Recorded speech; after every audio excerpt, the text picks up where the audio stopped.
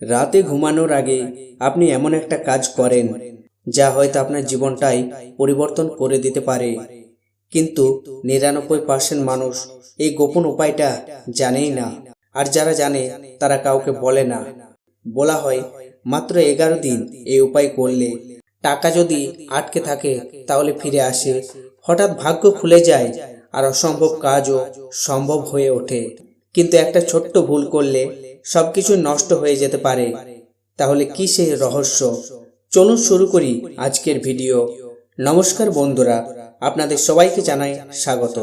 আজকে আমরা জানব বাবা খাটুশ্যামের এক গোপন 11 দিনের উপায়, যা বহু মানুষ তাদের জীবনে প্রয়োগ করে আশ্চর্য ফল পেয়েছেন বলে দাবি করেন। এই উপায় শুধু টাকা নয়, জীবনের সমস্যা, বাধা, দুর্ভাগ্য সবকিছু পরিবর্তন করতে সাহায্য করে।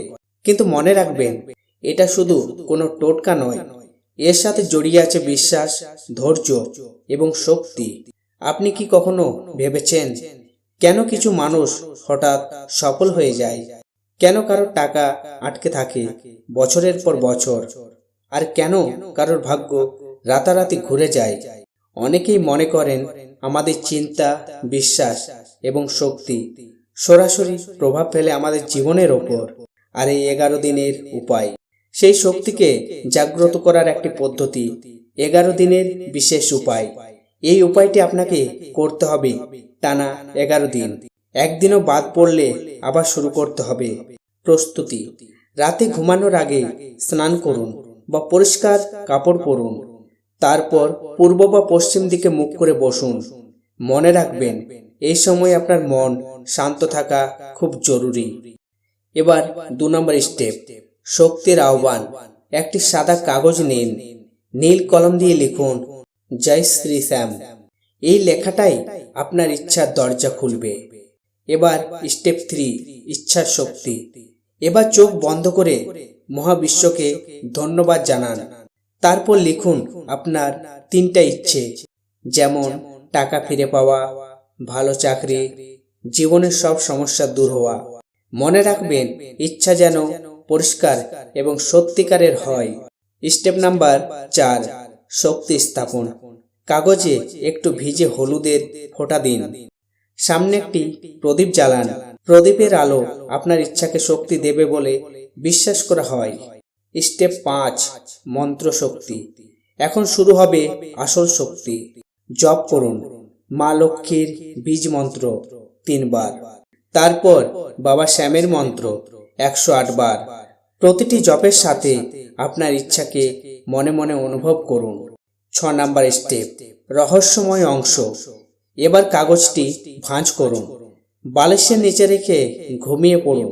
বলা হয় ঘুমের সময় আপনার অচেতন মন এই ইচ্ছাকে বাস্তবে রূপ দিতে কাজ শুরু করে। স্টেপ 7, শেষ দিনের নিয়ম।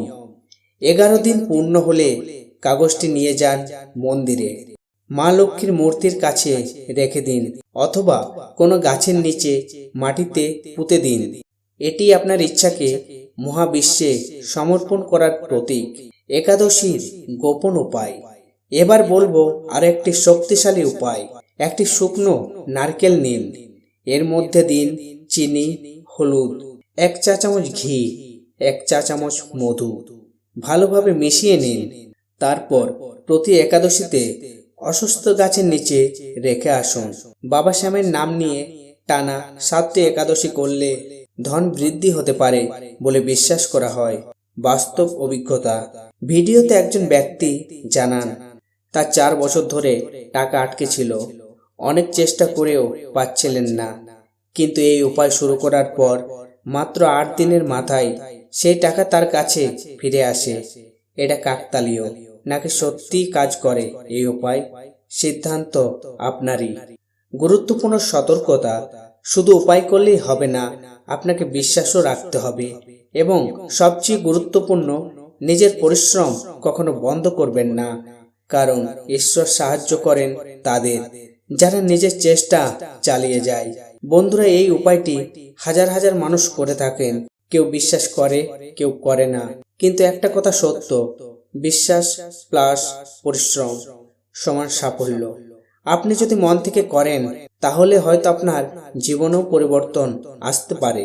ভিডিওটি ভালো লাগলে লাইক করুন, এমনই রহস্যময় ভিডিও পেতে সাবস্ক্রাইব করুন এবং কমেন্টে লিখুন জয় শ্রী শ্যাম।